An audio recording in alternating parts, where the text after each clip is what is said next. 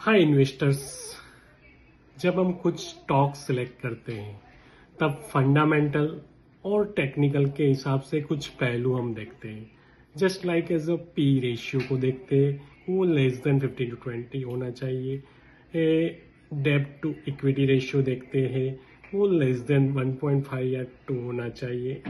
EPS देखते हैं, ROE देखते हैं, आरओसी देखते हैं, पैग रेशियो को देखते हैं, नेट प्रॉफिट मार्जिन को देखते हैं, operating profit margin, book value, price to book value, price to sale और प्रमोटर होल्डिंग जैसे कुछ नंबर ऑफ पहलू देखने के बाद भी हम स्टॉक को सही तरह से सिलेक्ट नहीं कर पाती for a long term point of view.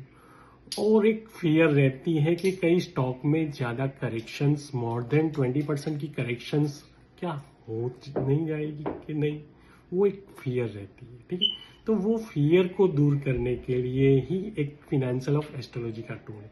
इस चीजों को डिकोड करते हुए हम कुछ उसको समझने की कोशिश करते हैं। फर्स्ट ऑफ ऑल हम फंडामेंटल को देखते हैं कि जैसे कुछ हम 3 बैंक ले रहे हैं, क्योंकि एक्सिस बैंक, एचडीएफसी बैंक और आईसीआईसी बैंक, तीनों की कंपैरिजन को देखते हैं। क्योंकि एक्सिस बैंक का एट प्रेजेंट देखिए कि पीबी रेशियो 2.29 है, पी है 14.42, ईपीएस है 81.18, आरओई है 18.07 और आरओए है return of asset 1.78।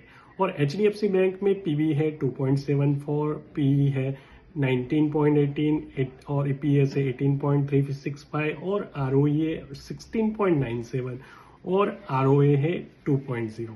ICICI bank में देखिए तो पीबी रेशियो आपको 3.46 दिखाई देगा, पी है 20.38 और ईपीएस है 16.06, आरओई है 18.98 और आरओए है 2.37।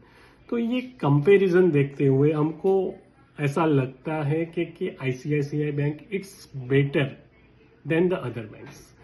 मगर इस चीजों को अगर डिकोड करते हैं as per financial of astrology के हिसाब से, तो एक्सिस बैंक की लिस्टिंग डेट है 16 नवंबर 1998। उसके हिसाब से हम इस चीजों को देखते हैं तो उसका जो Mars and Jupiter and Uranus है वो पुष्कर नवमांस में है। जब जब भी जाके पुष्कर नवमांस वाले प्लैनेट की दैया चलती है तो वो पर्टिकुलर ड्यूरेशंस में 2x से लेके 5x के चांसेस रहते हैं। जैसे कि जून 2026 से लेके अप्रैल 2008 के बीच में जब जाके उसकी पुष्कर नवमांश वाली दैया चली थी, तब जाके वहां एक्सिस बैंक में 50 रुपीज से 250 की मोमेंटम हुई थी 5x ROI with in 2 years।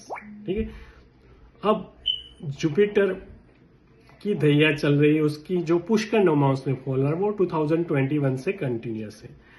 और राहु में जब केतु की दैया चली थी तब भी 2014 में, तब भी आप देखोगे तो वहां 200 से लेकर 650 3x आरओआई मिला हुआ।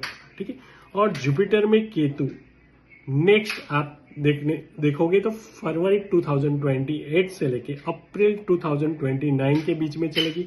वहां भी आपको मोर देन 2x पोटेंशियल है पर्टिकुलर स्टॉक्स में।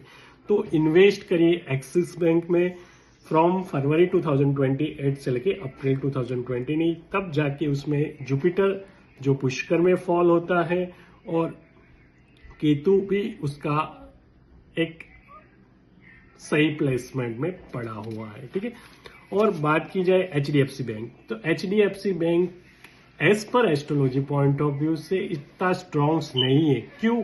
क्योंकि उसका जो सैटर्न है वो 20 नवमांश में, कोई भी प्लैनेट जब 20 नवमांश में फॉल होता है तो वो 20 नवमांश की महादशा अंतरा चलती है, तो उसमें उस पर्टिकुलर ड्यूरेशंस में करेक्शन होने के मैक्सिमम चांसेस रहते हैं और मोर देन 10% करेक्शन होने के चांसेस दिखते हैं। ठीक है, और आपने देखा कि भाई 2000 करीबन 21 से 2024 में एचडीएफसी को आप ध्यान से देखने की कोशिश करो तो 1250 से लेके 1800 की एक रेंज बाउंड में चल रहा है करीबन 4 साल से।